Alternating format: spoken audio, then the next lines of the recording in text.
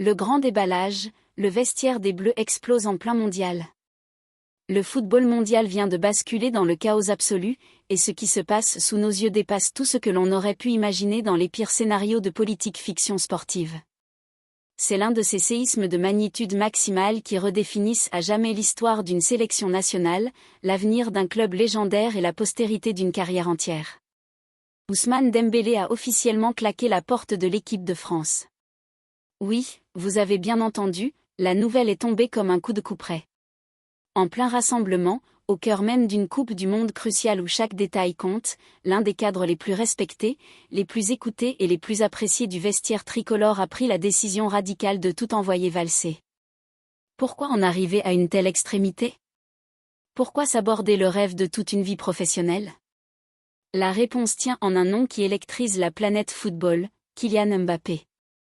Selon des sources internes, la cohabitation avec le numéro 9 madrilène est devenue un enfer invivable au quotidien, une véritable prison psychologique où la liberté créative et le simple plaisir de jouer au football n'ont plus droit de cité. Ce n'est plus une simple rumeur de tabloïd anglo-saxon, ce n'est plus une petite bouderie passagère de terrain après un ballon mal donné ou un pénalty mal négocié. Ce qui s'est produit dans l'intimité la plus stricte de cette concentration tricolore est la preuve la plus brute, la plus sombre, la plus crue et la plus indiscutable que Kylian Mbappé s'est transformé en un problème structurel majeur. Une ombre titanesque qui asphyxie, broie et fragilise chaque vestiaire où il pose ses valises. Dembélé a dit « stop ». Il s'est levé lors d'une réunion de crise, a regardé Didier Deschamps droit dans les yeux, et lui a jeté ses vérités sanglantes au visage, soit le sélectionneur recadre immédiatement et publiquement le prétendu roi de l'équipe, soit il quitte le navire sur le champ. Et comme le staff technique a choisi la politique de l'autruche et la diplomatie molle, Dembélé a joint le geste à la parole. Il a fait ses bagages. Sans filtre, sans communiqué lissé par des agences de communication, avec la rage pure et viscérale de celui qui a avalé beaucoup trop de couleuvres pendant beaucoup trop de mois. Abonnez-vous dès maintenant à la chaîne et activez la cloche de notification pour ne rien manquer de ce feuilleton explosif qui est en train de secouer les fondations du football mondial. Vous êtes de plus en plus nombreux à rejoindre notre communauté chaque jour pour obtenir des décryptages sans concession, et votre abonnement est notre unique force pour continuer à enquêter là où les caméras officielles n'osent pas s'aventurer. Cliquez sur le bouton « Rejoignez-nous tout de suite ». Réfléchissez-y une seule seconde avec détachement. Un joueur de la trempe, du prestige et du palmarès d'Ousmane Dembélé, un talent brut qui a tout à gagner sur la plus grande scène du monde, qui décide de s'aborder sa propre campagne planétaire, de s'exposer au lynchage médiatique immédiat plutôt que de passer une minute de plus à partager le même air et le même maillot qu'un coéquipier toxique. Qu'est-ce qui a bien pu se passer derrière les portes closes des hôtels de luxe de la sélection? Quel niveau d'arrogance et de mépris faut-il atteindre pour qu'un compétiteur de ce niveau préfère le scandale mondial à la routine d'un entraînement collectif? Restez bien attentifs, car nous allons analyser en profondeur 3 éléments exclusifs que la presse traditionnelle tente d'étouffer, la phrase exacte et humiliante que Dembélé a balancée à Mbappé devant l'ensemble des joueurs et du staff, les coulisses financières et politiques madrilènes qui paralysent toute tentative de recadrage au sein de la Casablanca, et le nom du crack absolu du Real Madrid qui commence, lui aussi, à faire ses valises mentales pour la même et unique raison. Les coulisses d'un clash fratricide, la goutte d'eau et le syndrome du « moi-je ». Pour comprendre précisément la trajectoire de cette rupture historique, il convient de remonter le fil des mois et de décrypter la lente agonie du collectif des Bleus. La tension destructrice entre Ousmane Dembélé et Kylian Mbappé n'est pas née d'une simple passe manquée lors d'une opposition à l'entraînement. C'est un poison lent, un acide corrosif qui infuse les rassemblements de l'équipe de France depuis des années. Un abcès purulent qui a gonflé à chaque exercice tactique, chaque conférence de presse égocentrée, chaque match officiel où le bien commun a été froidement sacrifié sur l'autel de la statistique individuelle et de la course au ballon d'or. Ce qui s'est passé ces dernières heures n'est que l'étincelle finale et inévitable sur un baril de poudre qui ne demandait qu'un prétexte pour pulvériser l'édifice tricolore. Comment un coéquipier, d'un défenseur central ou un milieu récupérateur qui gagne 3 ou 4 fois moins, peut-il aller lui remonter les bretelles à la mi-temps d'un match raté sans craindre des représailles politiques directes de la part de la direction ou un isolement médiatique orchestré par l'entourage de la star? Cet investissement d'une démesure totale n'a pas acheté de la performance pure ou des garanties tactiques sur le terrain, il a avant tout acheté de l'impunité comportementale. Les prestations de Mbappé sous la tunique blanche cette saison ont d'ailleurs alterné entre le passable et le fantomatique, notamment lors des grands chocs de Ligue des Champions où on l'a vu errer comme une âme en peine, marchant ostensiblement sur la pelouse, refusant d'effectuer le moindre effort de repli ou le moindre pressing sur le porteur de balle adverse.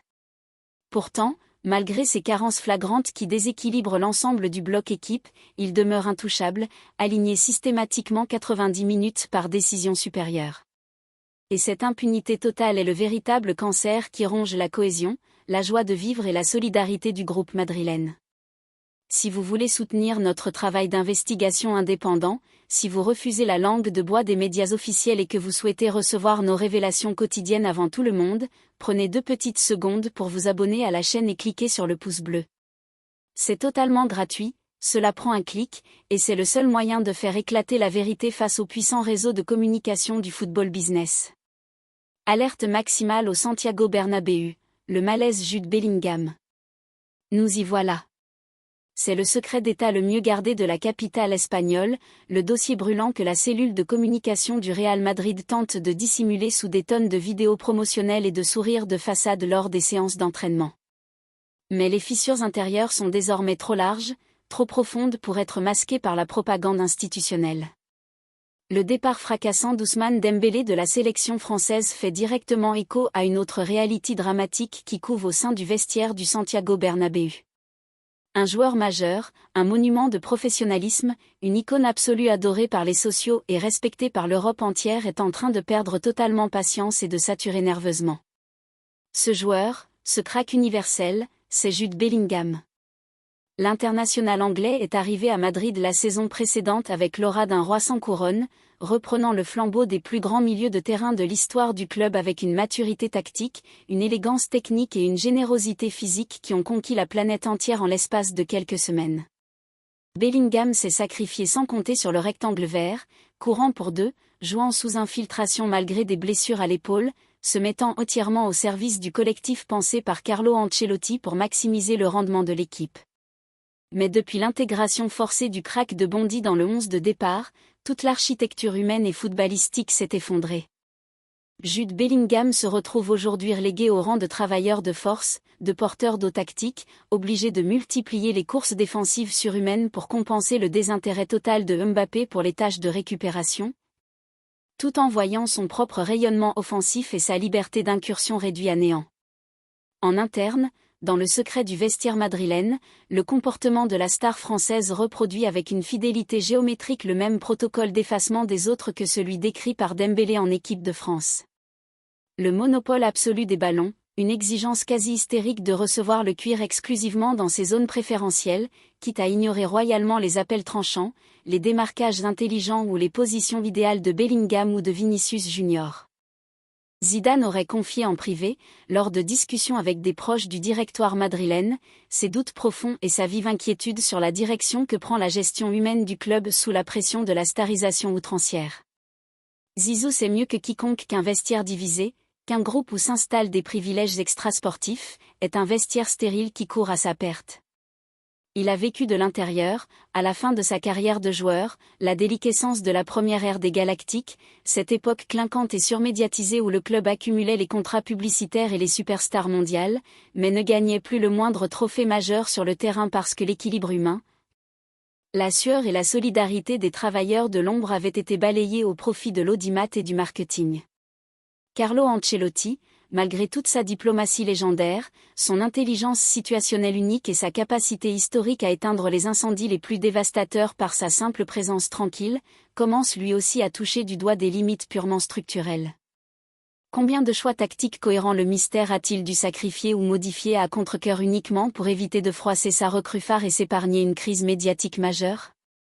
Combien de fois a-t-il dû venir devant les journalistes, le visage fermé, pour tenter de justifier l'injustifiable, de défendre des statistiques en trompe-l'œil et de masquer le manque flagrant d'implication défensive de son joueur pour préserver une paix sociale de façade au sein du club? Le parallèle avec la situation de Didier Deschamps en équipe de France est absolument saisissant et devrait faire réfléchir tous les amateurs de football.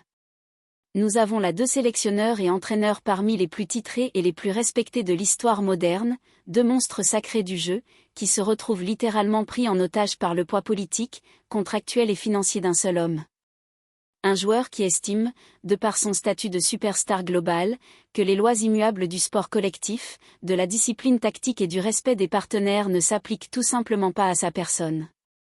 Si un sélectionneur au caractère d'acier comme Deschamps n'a pas trouvé les leviers pour plier Mbappé à la discipline collective des Bleus, comment Ancelotti pourrait-il y parvenir durablement alors que la pression directe de Florentino Pérez s'exerce en coulisses pour maintenir l'actif de la marque sur le terrain à n'importe quel prix stratégique ?